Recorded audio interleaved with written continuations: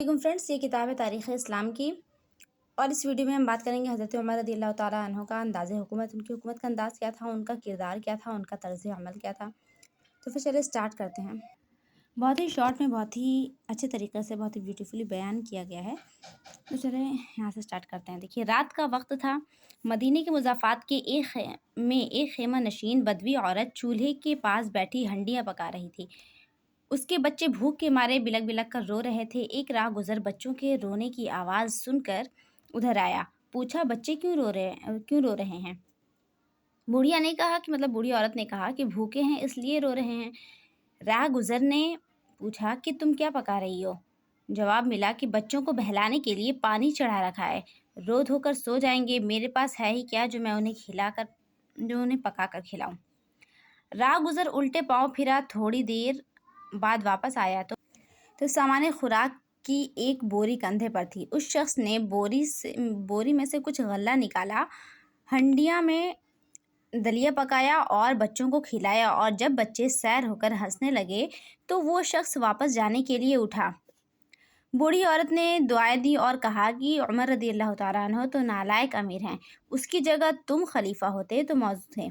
ये राहगुज़र अमीरुल मोमिनीन हज़रत उमर रज़ियल्लाहु ताला अन्हु थे, जो रात की तारीकियों में आम लोगों के हालात जानने के लिए फिरा करते थे। वो समझते थे कि खिलाफत और हुक्मरानी का सही मनसब ये है कि खल्क़े खुदा चैन की नींद सोए और सबकी आसाइश की फ़िक्र में वो खुद जागते रहें। देखिए, कैसर रूम हिरक़्ल का सफ़ीर मदीने में आया ताकि मुसलमानों के इस शहंशाह को कैसर के तहाइफ पेश करे, जिसने कैसर व किस्रा की फ़ौजों को शिकस्त देकर शाम और इराक़ और ईरान की सल्तनतें उनसे छीन ली हैं। मदीना पहुंचकर उसने बुज़ुर्गों से खलीफा के मुताल्लिक़ पूछा। लोगों ने एक नखलिस्तान की तरफ इशारा कर दिया। कासिद ने देखा कि अधेड़ उम्र का एक कासिद समझ रहे हैं, वही तोहफ़ा तहाइफ ले जाने वाला, ख़त ले जाने वाला, एम्बेसडर भी कहते हैं इसको इंग्लिश में, वही चीज़ है। देखिए, अधेड़ उम्र का एक शख्स मिट्टी की ईंट को सरहाने बनाए हुए खजूर के साए में सो रहा है और दुर्रा पास रखा हुआ है। एक शख्स ने बताया कि अमीरुल मोमिनीन यही हैं। कासिद को बहुत हैरानी हुई उन्हें देखकर। हज़रत उमर रज़ियल्लाहु ताला अन्हु जागे तो उसने कहा कि आप बिलाशुबा अपनी रियाया के साथ अदल करते हैं, यानी कि इंसाफ करते हैं। यही वजह है कि यूं खुले मैदान में पहरेदार के बगैर चैन की नींद सो सकते हैं। पैगंबर खुदा सल्लल्लाहु ताला अलैहि वसल्लम के बाद इस्लाम का ये दूसरा हुक्मरान था जिनके अंदाज़े हुक्मरानी की नज़ीर यानी कि उनके अंदाज़ हुक्मरानी की मिसाल जो है पेश करने से तारीख़ आलम कासिर है। उनकी ज़िंदगी का आम इसलूब आम लोगों का सा था, हर किस्म के इम्तियाज़ी नमूदार और शान से मुबर्रा, लेकिन फ़राइज़ मनसब अदा करने का ये हाल था कि कानून इस्लाम को नाफिज और उसको जारी करने में किसी का लिहाज नहीं करते थे। सबकी गर्दनें उनके उनके हुक्मों के सामने रज़ाकाराना तौर पर झुकी रहती थीं। हज़रत उमर रज़ियल्लाहु ताला अन्हु हज़रत सिद्दीक़ रज़ियल्लाहु ताला अन्हु की तरह सादगी, बेनफ़सी, नेक नियति, फ़र्ज़ शनासी, अदल बेलौस और लिल्लाही खिदमत खल्क़ का एक मुजस्सम पैकर थे। जवानी में ज़रा दुरुस्त मिजाज थे, यानी कि थोड़ा सख्ती थी उनके अंदर, लेकिन खलीफा बनने के बाद उनकी तबीयत में इंतहा दर्जे का इंकिसार आ गया। इंकिसार यानी कि आजिज़ी, हम्बलनेस। ओके, आप बात बात में कहते हैं कि काश मेरी माँ मुझे न जानती और मैं घास के तिनके के मानिंद होता। शरीयत और मुहासिबे आमाल के मुआमले में आप हमेशा सख्तगीर रहे। वो जानते थे कि इंसान इसी सूरत में अपनी तख्लीक का मंशा पूरा कर सकता है जब वो खुदा के कानून की हुई हदों का पाबंद रहे। नमाजों में तसाहुल के बिना पर वो साद बिन अबी वक़ास रज़ियल्लाहु ताला अन्हु जैसे हाकिम को माज़ूल कर देते थे और रेशमी लिबास ज़ेब तन करने पर गवर्नरों तक को ऊँट के बालों से बना हुआ लिबास पहनाकर बकरियां चराने की सज़ा देते थे।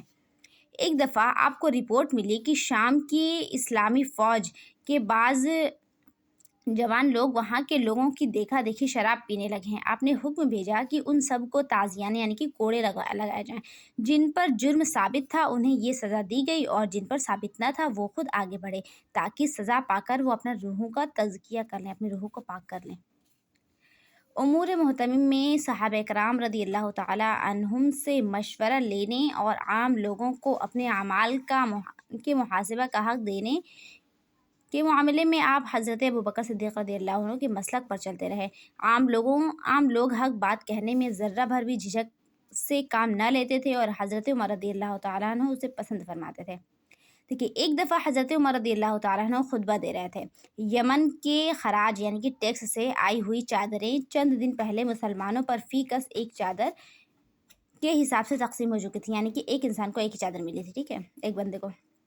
हज़रत उमर रज़ियल्लाहु तआला अन्हु इस चादर के कपड़े का बना हुआ कुर्ता ज़ेबतन किए हुए थे, यानी कि पहने हुए थे। एक शख्स ने मजमे से उठकर सवाल किया कि आपने एक चादर से अपना कुर्ता किस तरह बना लिया?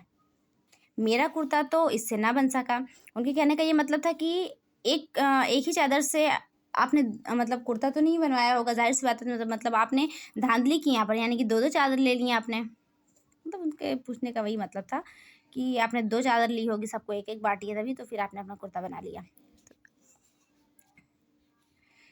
तो फिर देखिए, हज़रत उमर रज़ियल्लाहु अन्हु खामोश हो गए और अपने बेटे अब्दुल्ला को जवाब देने का इशारा किया। अब्दुल्ला रज़ियल्लाहु तआला अन्हु ने कहा कि मैंने अपने हिस्से की चादर अमीरुल मोमिनीन को दे दी थी, उन दोनों से उनका कुर्ता बनाया गया। सुभान अल्लाह! मतलब सोचे अब किस तरह से हज़रत अमीरुल मोमिनीन हज़रत उमर रज़ियल्लाहु तआला अन्हु कैसे किस दर्जे के खलीफा थे कि कोई भी बंदा किसी भी तरह का सवाल आपसे कर सकता था। उसके अंदर मतलब वो सोचे प्राइम मिनिस्टर से सवाल कर रहे हैं इस तरह का। सुभान अल्लाह! मतलब हकीकतन बेमिसाल थे आप।